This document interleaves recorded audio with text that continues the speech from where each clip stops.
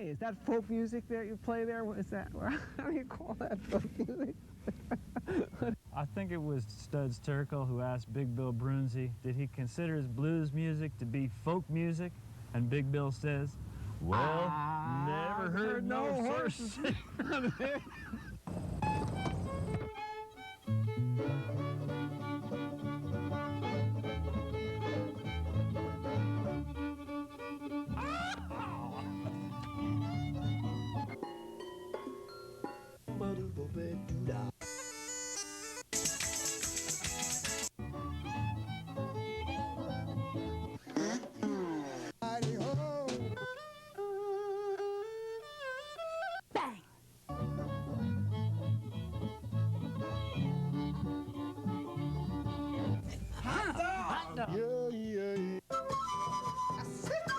Don't hesitate.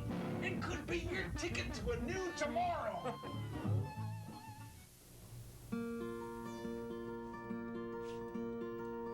Eyes like a morning star, cheeks like a rose. Laura was a pretty girl, everybody knows. Weep all ye falling rains, whale winds wail, all along the Colorado Trail. Ride through the lonely night, ride through the day, keep that herd moving on its way. Weep all ye falling rains, whale winds wail, all along the Colorado Trail. Ride through the stormy night, dark is the sky. Wish I'd stayed in Abilene, where it's mighty warm and dry. Weep all ye falling rains, whale winds wail, all along the Colorado Trail.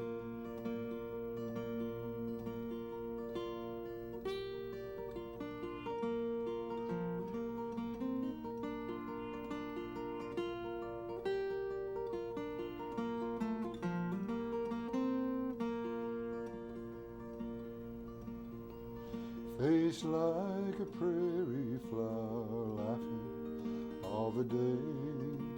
Laura was a pretty girl, now she's gone away.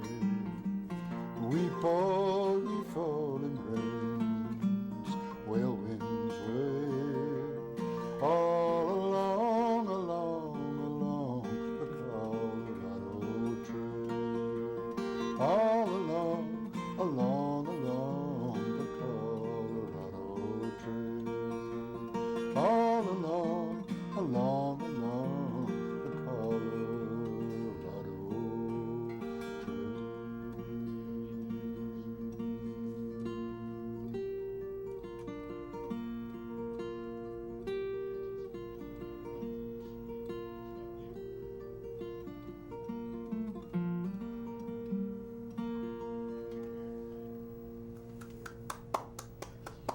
Thank you, Ralph.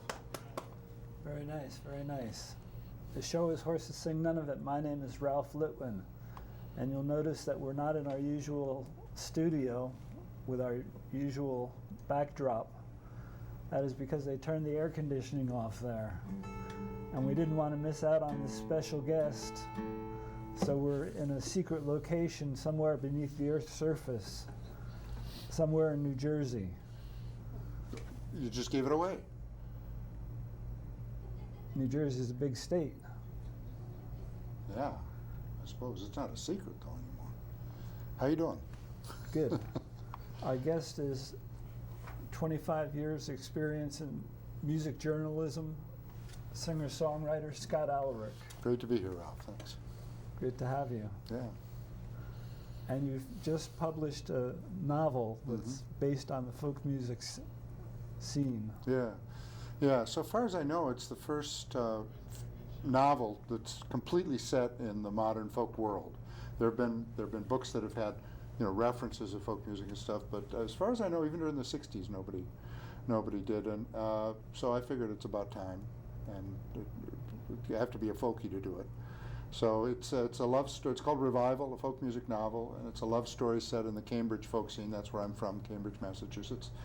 And it's a love story about two very different folk musicians, songwriters who are drawn together by their shared passion for the music. Scenes take place at open mics and jam sessions and big concerts and big festivals and recording studios. And there's actually even a folk radio show interview in the book. It's a great story. Thanks. Very moving at points. Thank you. Thank you. Thank you. Yeah, I really wanted to get at, I wrote in journalism. I covered folk music for the Boston Globe for many years, and I found that there are some truths you need fiction to tell. When you think about it, it's kind of funny that why we would invent stories to tell each other that we know are not true. We say right on the cover, it's a novel, it's not true. And I think what happens is it allows us to get to some different kinds of truth, emotional truths particularly. And I really wanted to get at the wonder of the music and of the old songs. Let me give you an example. The older character hosts an open mic and a jam session. He's a guy who should have become a very big star, but now he's just hosting an open mic and folk jam and thinks of himself as a failure, but nobody else around him does. And he meets a young, ambitious songwriter who's got a terrible case of nerves and shyness, named Kit Palmer, and they kind of mentor each other through the book. But this happens fairly early in the book. She's like so many of the young people coming up in the scene today. She grew up playing fiddle, and she's at the jam session in the back room, and he goes back to check her out, and he starts wondering about this song that we just sang. Kit sat with a half-dozen jammers at a small table by the far end of the room. They had finished a tune and were laughing and talking in the time-honored way of the jam. Applause is considered bad form because it suggests a performance atmosphere. So after a tune, there's a period of idle chatter, sipping beers, laughing and shuffling chairs, until somebody begins another tune. There is an unspoken order to all this, but nobody really knows what it is. It's simply the way it's always been since the first caveman noticed his neighbor beating on a rock, wandered over and said, "Hey, I got a stick too." A young guitarist in a faded Boston Celtics jersey, neatly trimmed beard stubble and Martin guitar baseball cap, suddenly began to sing a traditional cowboy song, Colorado Trail. Nathan walked closer, putting a finger over his lips when a few people started to say hi. He wanted to listen. Weep all ye falling rains, wail winds wail, all along, along, along the Colorado Trail. You could almost hear the slow padding of horses and cattle in the easy gait of the song. It vaguely tells a story about a pretty girl named Laura whom the cowboy loves and misses. But the song never explains who she is or what's happened to her. She's simply gone away. As a young man, that drove Nathan crazy. He tried to learn the song a few times, but without knowing what happened to Laura or even what her relationship was to the cowboy, he didn't know how to approach it. Now he thought those omissions were brilliant, because the song really isn't about Laura or even the lovelorn cowboy. It's simply about being alone in a lonely place and wishing that you weren't. Nathan certainly knew what that felt like. Bobbing his head lightly to the beat, Nathan closed his eyes and wondered what it was about sad songs that appeal to us so much. Do we like being sad? Even the up-tempo songs at the jam were usually about train wrecks, dead mothers, ghastly murders, and ghostly lovers walking these hills in long black veils. Maybe it's like those actors who say they prefer playing villains because they're more interesting. Our dark feelings have more complex palettes, at least in art they do. But Nathan had learned that form usually follows function in traditional music. Perhaps our unhappy feelings are more in need of examining than our happy ones. Who needs to solve happiness? We need to understand the dark sides of life. That's where the dangers are. Why else would cowboys have sung all those sad love songs?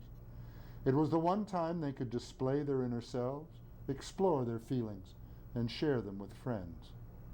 And those deeper feelings need attention, even on a cattle drive. Leave them alone too long, unexamined and unexpressed, and they fester like an untreated wound. Maybe that's why Colorado Trail leads us away from the particulars about Laura and the cowboy. Laura becomes everybody's absent love, and the cowboy's loneliness becomes everybody's loneliness. And doesn't the simple act of sharing that in a song make us a little less lonely? Beautiful. Thanks. It's one of the things I really like about Nathan, the character, the older guy, is that he's been in the music so long, around folk music so long, and he never gets tired of wondering about it. And he loves to wonder about the things he can't figure out. But whatever he thinks he's doing, wherever he thinks he's going, whatever he thinks he's thinking about, he's always kind of pondering about the music and thinking about the music. He's very much in love with the mystery of folk music and how much bigger it is and how much wonder there is to it. Nice. Thanks. And another reason that I wanted to write the novel, Ralph, is I wanted to show what it's like to live in this world in the 21st century. I kind of think of Revival as a love story within a love story. There's this love story between Nathan Warren and Kit Palmer, these two folk musicians, but all around it is a love story to the folk world itself and to how it exists in the 21st century. And so I have scenes, like I was saying, at open mics and jam sessions and community coffee houses, as well as big concerts and things. But I also wanted to show the process of being a folk musician from the inside out, you know, writing a song and making a record. And there's a lot of scenes where they're making a record together. And also showing the process of writing a song. I don't think of all the art forms I know of, I don't think there's one that's more dependent on the whims of inspiration than songwriting. You know, you'll often hear people say, well, I wrote this song, it took me 5 years to write it, which means that for, 4 3/4 years they were stumped. They didn't know where to go, they didn't know what to do next. And that sort of happens to Nathan through the whole process of the book. So let's see, let me sing this song. This is the song that I use as the one he writes, and then I'll do a little reading about how this song comes to him in the first place, how he begins it. Maybe we'll sing the song first. It's a song of mine. I picked it just because it was the latest song I'd written, and the more I realized it was a perfect song for Nathan. But it was weird to kind of dissect the song and then put it back together with his story in it instead of mine, with why would he have thought of this verse, and what about his experience would make him think this. And after writing this, my first novel, I can tell I have a lot more sympathy for why so many novelists are crazy people. Song called All That Is True.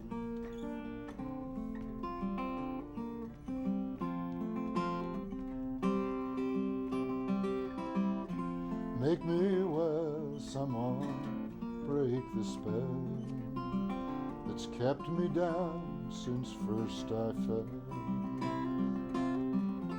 Guide me clear of my easy fears, cold company for all these years. And every day is the same old song. Everything I do is wrong. When it was spring, everyone would sing, we can do anything. Now each new door seems I've walked through before. There's no frontiers anymore. Every day, oh, it's the same old song. Everything I do is wrong. What made us think it would all be so clean? Love, the magician, we sang. What made us think that our hearts would be enough, all that we ever would need? Nights are numb, still sleep won't come, wondering, what have I done? Things I said but never meant, things I meant but never said. Every day, oh, it's the same old song. Everything I do is wrong.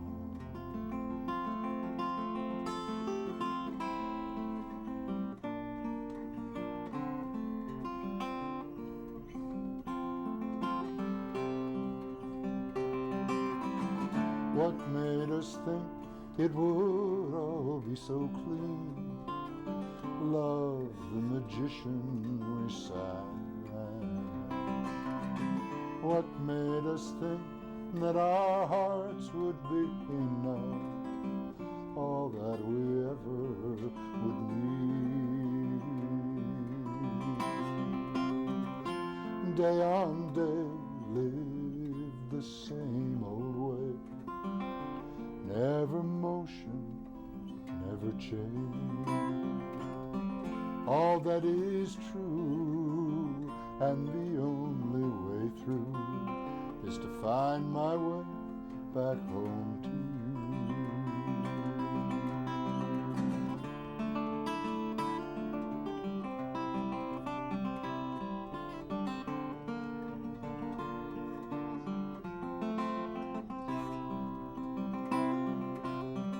All that is true, and the only way through is to find my way back home to you.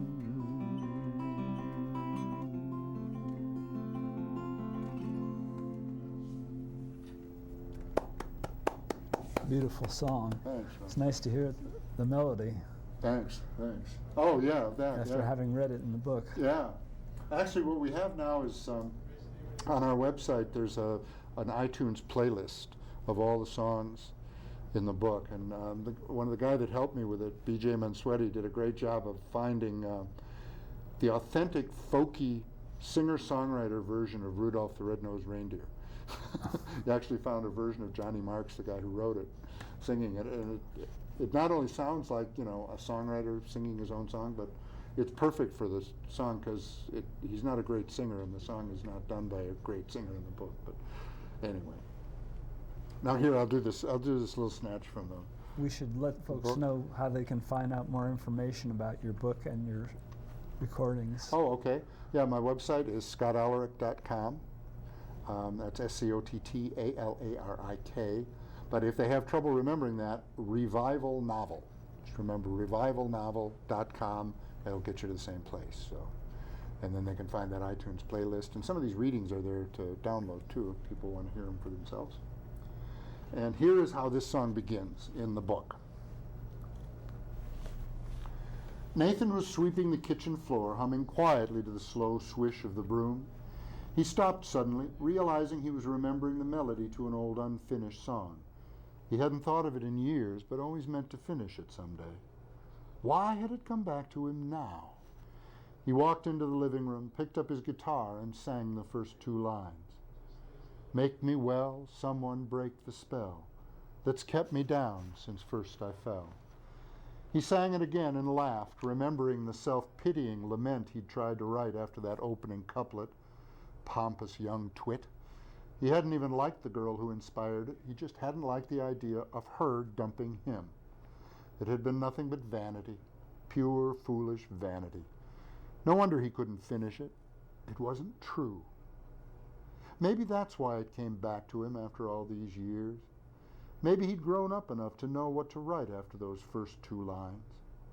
He felt a faint tickle of inspiration, the strange feeling that ideas were forming into words in that place beneath our conscious thoughts. He'd always liked the melody and thought it had something to say. There must be some reason it returned to him today. But it had been such a long time since he'd written anything. The old fear flashed through him. What makes you think you can relight the old dead fires of inspiration? Keep them cold. They're safer that way. They can't burn you. Always a reason to not do something. But then he thought about Kit during those nor'easters, alone and hurt, wondering what she'd done to drive him away and writing that beautiful new song, turning her feelings inward and then outward to the way we all feel when winter makes us seem so alone in the world. He tentatively touched the guitar as if it was something strange and new in his arms. His fingers faltered and fluttered from the strings. He was afraid. It had been so long, so long. But then he realized he was feeling something different, more recent, not the familiar specters of cold ash and dead ember, the memory of wood. It did not bring the familiar pain, but something that tingled excitedly, expectantly beneath the fear. What was it? He smiled and caught his breath. Oh, that. He realized that his fingers felt on the strings the way they had at the first touch of Kit's soft skin, the first time they made love. How his hands had fluttered and faltered on her shoulders and along her arms and back, and how she'd smiled at him, warmly, safely, and leaned into his hands until they found their firmness. He closed his eyes, keeping that smile inside him, and began to play. He pressed his fingers down until the old sureness returned. Great. Thanks. Thanks.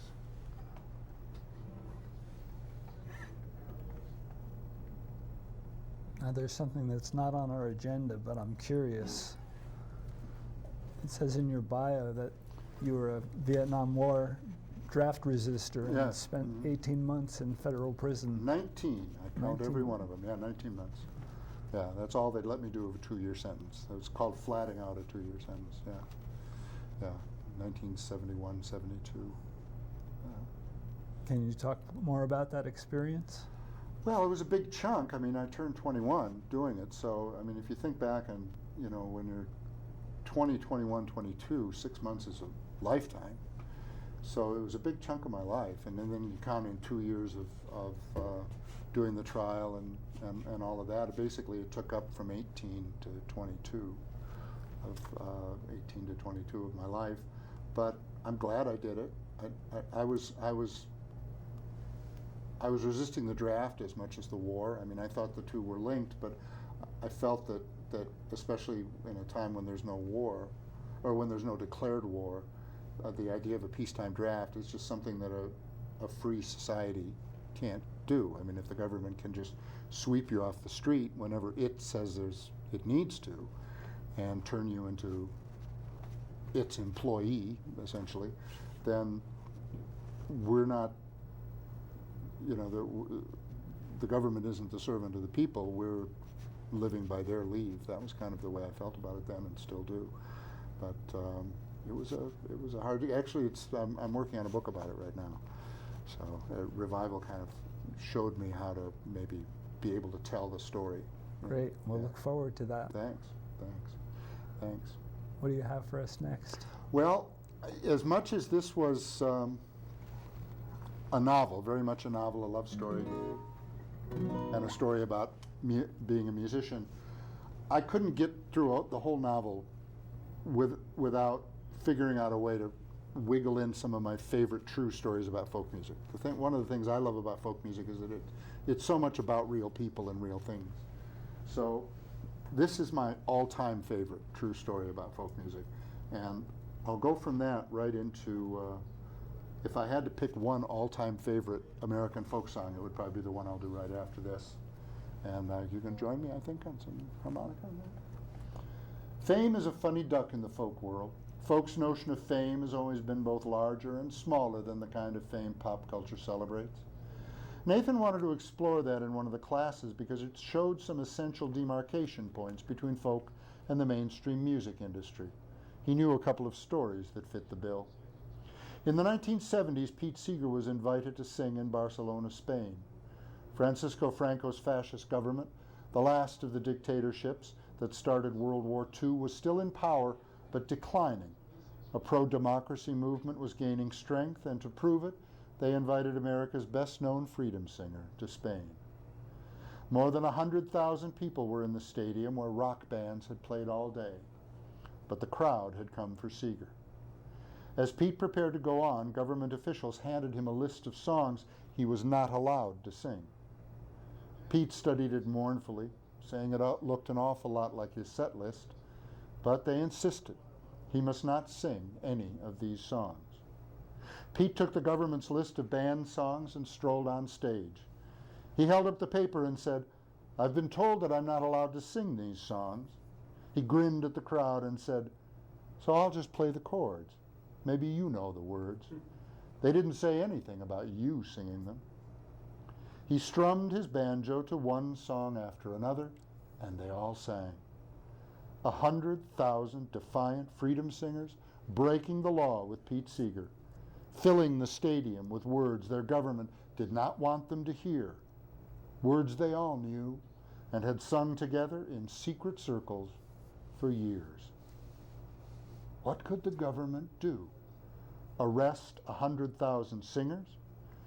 It had been beaten by a few banjo chords and the fame of a man whose songs were on the lips of the whole world. Folk is thought of as a fringe music, but what rock star has that kind of fame? Which of the world's great pop stars could have done what Pete Seeger did, knowing that 100,000 people from another country, speaking another language, would know the words to the songs he came to sing for them, and that they would rise and do it in defiance of their government? That is fame. And that is a wonderful story. Thanks.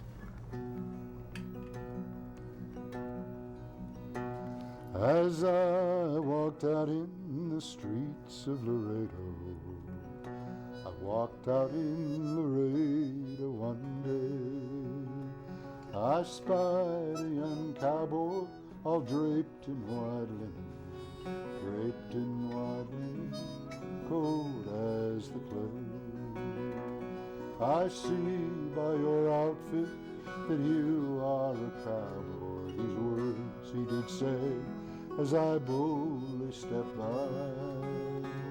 Come sit down beside me and hear my sad story. I'm a young cowboy and I know I must die. 'Twas once in the saddle I